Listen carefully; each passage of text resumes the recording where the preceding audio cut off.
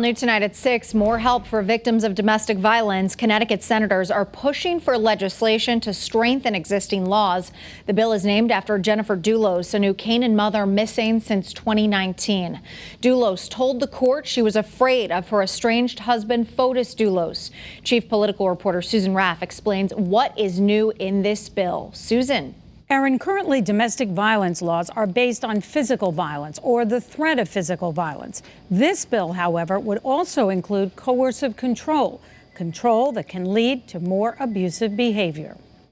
We may never know what happened to Jennifer Dulos. She disappeared nearly 2 years ago.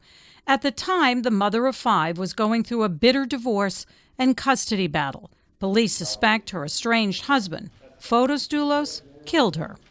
He seemed to always know my every move. I later found out that my car was tracked, my computer hacked. Christine Cacciola was also afraid of her husband. We interviewed Christine back in March when lawmakers were debating expanding the definition of domestic violence.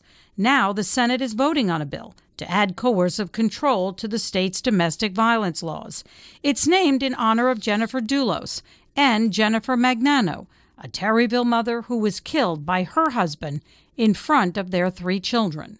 Before any violence takes place, there are these controlling actions, this coercive control, the elimination of relationships with family and friends, the taking over of the finances and limiting the choices they can make both in how people spend their time.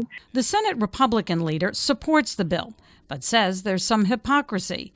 The Senate is also taking up a clean slate bill, which he says would change the way those convicted of certain violent offenses, including domestic violence, are treated. Under current law, individuals who were undocumented would be deported back to their homelands.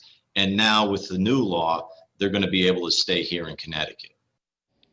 As for the bill, it also requires other provisions, that there must be a hearing after someone is violating some of the restraining or protective orders. And it also requires landlords to change locks if there is a restraining or a protective order.